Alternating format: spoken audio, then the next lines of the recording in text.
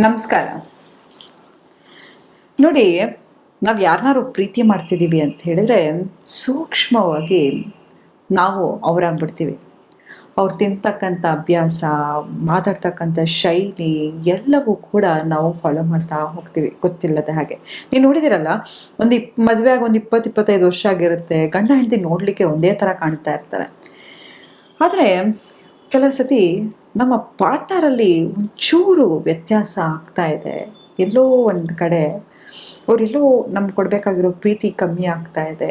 ಎಲ್ಲೋ ಒಂದು ಕಡೆ ನನ್ನನ್ನು ಇಗ್ನೋರ್ ಮಾಡ್ತಿದ್ದಾರೆ, ಅವಾಯ್ಡ್ ಮಾಡ್ತಿದ್ದಾರೆ ಅಂತ ಹೇಳಿದ್ರೆ ನಮಗೆ ಅವ್ರು ಬಾಯಿ ಬಿಟ್ಟು ಹೇಳಬೇಕು ಅಂತಲೇ ಇಲ್ಲ, ತಕ್ಷಣವೇ ಗೊತ್ತಾಗ್ಬಿಡುತ್ತೆ. ಆದರೂ ಕೂಡ ಅದನ್ನು ಅಕ್ಸೆಪ್ಟೇ ಮಾಡ್ಕೊಳ್ಳೋಕ್ಕಾಗದೆ ಅವ್ರು ಹಿಂದೆ ಮುಂದೆ ಹೋಗಿ ಹೋಗಿ ಹೋಗಿ ನನಗೆ ಮೊದಲಿನ ಥರ ಯಾಕೆ ಫೋನ್ ಮಾಡ್ತಾ ಇಲ್ಲ, ಯಾಕೆ ಅಟೆನ್ಷನ್ ಕೊಡ್ತಾ ಇಲ್ಲ, ನನಗೆ ಯಾಕೆ ಟೈಮ್ ಕೊಡ್ತಾ ಇಲ್ಲ ಅಂತ ನಾವು ಎಷ್ಟು ಬೇಲಾಡ್ತಾ ಇರ್ತೀವಿ. ಆದರೆ ನಿಮಗೊಂದು ವಿಷಯ ಗೊತ್ತಾ, ಪ್ರೀತಿಯನ್ನು ಯಾವತ್ತೂ ಭಿಕ್ಷೆ ಬೇಡಿ ತಗೊಂಡವ್ರು ಇವತ್ತು ತನಕ ಎಲ್ಲೂ ನೋಡೇ ಇಲ್ಲ. ಕೆಲವು ಸತಿ ನಾವು ಯಾವುದನ್ನು ಗಟ್ಟಿಯಾಗಿ ಹಿಡಿದಿಟ್ಕೊಂಡಿರ್ತೀವೋ ಅದರಿಂದನೇ ಜಾಸ್ತಿ ನೋವಾಗ್ತಾ ಇರುತ್ತೆ.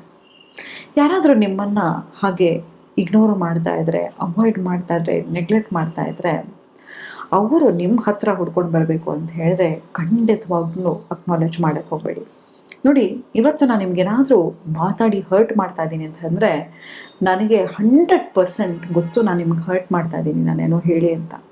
ಆದರೆ ನೀವು ಅವ್ರಿಗೋಸ್ಕರ ಎಷ್ಟೆಲ್ಲ ಸ್ಯಾಕ್ರಿಫೈಸ್ ಮಾಡಿರ್ತೀರ, ನಿಮ್ಮ ಆಸೆ ಅಕ್ರಾಸ್ತೆಗಳನ್ನೆಲ್ಲ ತ್ಯಜಿಸಿ ಆ ಒಂದು ವ್ಯಕ್ತಿಯ ಫೋನ್ ಕರೆಗಾಗಿ ಅಷ್ಟೊಂದು ಕಾತೊರಿತಾ ಇರ್ತೀರ. ಆದರೆ ಆ ವ್ಯಕ್ತಿಗೆ ನಿಮ್ಮ ಇರುವಿಕೆ ಕೂಡ ಈಗ ನೆನಪು ಮಾಡಿದ್ರೆ ಮಾತ್ರ ಇರುತ್ತೆ. ಏನೋ ಕಾರಣ ಹಿಂದೆ ಬ್ಯುಸಿ ಅಂತ ಇಷ್ಟು ದಿನ ಎಲ್ಲದು ಬ್ಯುಸಿ, ಈಗ ಏನೂ ಗೊತ್ತಿಲ್ಲ ನಿಮ್ಮನ್ನು ಅವಾಯ್ಡ್ ಮಾಡೋದು, ನಿಮ್ಮ ಬಗ್ಗೆ ತುಂಬಾ ನಿಮ್ಮನ್ನು ಸಣ್ಣ ವ್ಯಕ್ತಿಯಾಗಿ ಮಾಡೋದು, ಅವಮಾನ ಮಾಡೋದು, ಅಥವಾ ನೀವು ಮಾತಾಡ್ತಾ ಇದ್ದರೆ ಕೇಳಿಸ್ದಿರೋ ಹಾಗಿರೋದು, ಇದೆಲ್ಲವೂ ಕೂಡ ಒಂದು ದೊಡ್ಡ ರೆಡ್ ಫ್ಲ್ಯಾಗ್ ಅಂತಲೇ ಹೇಳ್ಬೋದು. ನೀವು ಇಂಥ ಪರಿಸ್ಥಿತಿಯಲ್ಲಿದ್ದರೆ ನಾನು ಹೇಳೋದು ತುಂಬಾ ನಿಮಗೆ ಸುಲಭ ಅನಿಸುತ್ತೆ, ಆದರೆ ಖಂಡಿತವಾಗ್ಲೂ ಆ ವ್ಯಕ್ತಿಗೆ ನಿಮ್ಮ ಬೆಲೆನ ತಿಳಿಸ್ಲಿಕ್ಕೆ ಹೋಗಬೇಡಿ. ಯಾಕಂದರೆ ನೋಡಿ, ಎಷ್ಟರ ಮಟ್ಟಿಗೆ ನಮ್ಮ ಇನ್ಸ್ಟಿಂಕ್ಟ್ ವರ್ಕ್ ಆಗ್ತಾ ಇರುತ್ತೆ ಅಂತ ಹೇಳಿದ್ರೆ, ಎಷ್ಟೋ ಸತಿ ನಾನು ನೋಡಿದ್ದೀನಿ, ಎಷ್ಟೊಂದು ಕಪಲ್ಸ್ ಬಂದಾಗ ಯಾರಾದರೂ ಸಂಗಾತಿಗಳು ಮೋಸ ಮಾಡ್ತಾ ಇದ್ದರೆ ಮೊಬೈಲ್ ಪ್ರೂಫು ಅಥವಾ ಇನ್ನೊಂದು ಮತ್ತೊಂದರಲ್ಲಿ ಸಿಕ್ಕಾಕೊಳ್ತಾರೆ ಅಂತಿಲ್ಲ, ಅವರ ಇನ್ಸ್ಟಿಂಕ್ಟೇ ಹೇಳ್ತಾ ಇರುತ್ತೆ ಮೂರನೇ ವ್ಯಕ್ತಿಯ ಪ್ರವೇಶ ಇದೆ ಅಂತ. ಹಾಗೆ ಈ ವ್ಯಕ್ತಿ ನಿಮ್ಮನ್ನೇನಾದರೂ ಇಗ್ನೋರ್ ಮಾಡ್ತಾ ಇದ್ದರೆ, ಅವಾಯ್ಡ್ ಮಾಡ್ತಾ ಇದ್ದರೆ ದಯವಿಟ್ಟು ಕಣ್ರಿ ಹೋಗಿ ನಿಮ್ಮ ಬೆಲೆನ ತೋರಿಸ್ಲಿಕ್ಕೆ ಹೋಗಬೇಡಿ. ಅವ್ರು ಅಷ್ಟರ ಮಟ್ಟಿಗೂ ನಿಮ್ಮನ್ನು ಇಗ್ನೋರ್ ಮಾಡಬೇಕು, ಬಿಟ್ಟು ಹೋಗಲೇಬೇಕು ಅಂತ ಹೇಳಿದ್ರೆ ಖುಷಿಯಾಗಿ ಕಳಿಸ್ಕೊಟ್ಬಿಡಿ. ಯಾಕಂತ ಹೇಳಿದ್ರೆ ಆ ಖುಷಿ ಮೆಮರೀಸೇ ನಿಮ್ಮ ಜೊತೆ ಇರಲಿ. ಹೇಳೋದು ತುಂಬಾ ಸುಲಭ, ನಾನು ಬಲವಂತವಾಗಿ ಯಾವುದನ್ನು ಹಿಡ್ಕೊಂಡ್ರೂ ಅದು ಇರಲಿಕ್ಕೆ ಸಾಧ್ಯನೇ ಇಲ್ಲ. ಯಾರೇ ಆಗಿರಲಿ ನಮ್ಮ ಜೀವನದಲ್ಲಿ ಕೆಲವು ಸಮಯಕ್ಕೆ ಮಾತ್ರ ಬಂದಿರ್ತಾರೆ. ಅವರು ಒಂದು ಪಾಠವನ್ನು ಕಲಿಸ್ಲಿಕ್ಕೆ ಬಂದಿರ್ತಾರೆ. ಆ ಪಾಠ ನಾವು ಕಲಿತೀವೋ ಬಿಡ್ತೀವೋ, ಟೈಮ್ ಬಂದ ಕೂಡಲೇ ಹೋಗಲೇಬೇಕಾಗತ್ತೆ. ಕೆಲವು ಸತಿ ಅವ್ರು ಬೇರೆಯವ್ರನ್ನ ಚೂಸ್ ಮಾಡಿದಾಗ ಮನಸ್ಸಿಗೆ ತುಂಬಾ ನೋವಾಗುತ್ತೆ.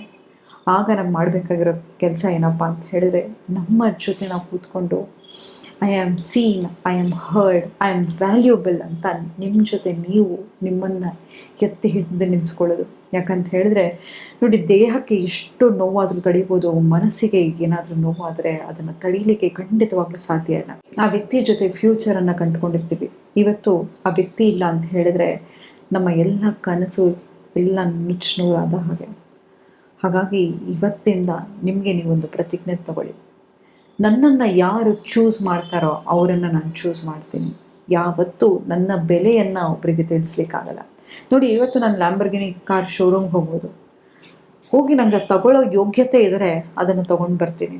ಇಲ್ಲ ಅಂತ ಹೇಳಿದ್ರೆ ಇದೇನಿದು ಗ್ರೌಂಡ್ ಕ್ಲಿಯರೆನ್ಸೇ ಇಲ್ಲ, ಈ ಬೆಂಗಳೂರು ರೋಡಿಗೆ ಯಾವ ಥರ ಗಾಡಿ ಮಾಡಿದ್ದಾನೆ, ಮುಠಾಳ ಅವನು ಯಾರೋ 2 ಸೀಟ್ ಮಾಡಿದ್ದಾನೆ, ಹೀಗೆ ಅದ್ರ ಬೆಲೆ ಗೊತ್ತಿಲ್ಲದೆ ನಾನು ಏನೇನೋ ಮಾತಾಡ್ಬಿಟ್ಟು ಬರ್ತೀನಿ. ಹಾಗೆ ಈ ವ್ಯಕ್ತಿ ನಿಮ್ಮಂಥ ವಜ್ರವನ್ನು ಇಟ್ಕೊಳ್ಳೋ ಯೋಗ್ಯತೆ ಇಲ್ದಿರೋರು ಯಾವುದೋ ರೋಡಲ್ಲಿರೋ ಕಲ್ಲನ್ನು ಹುಡ್ಕೊಂಡು ಹೋದರೆ ಬಿಟ್ಬಿಡಿ.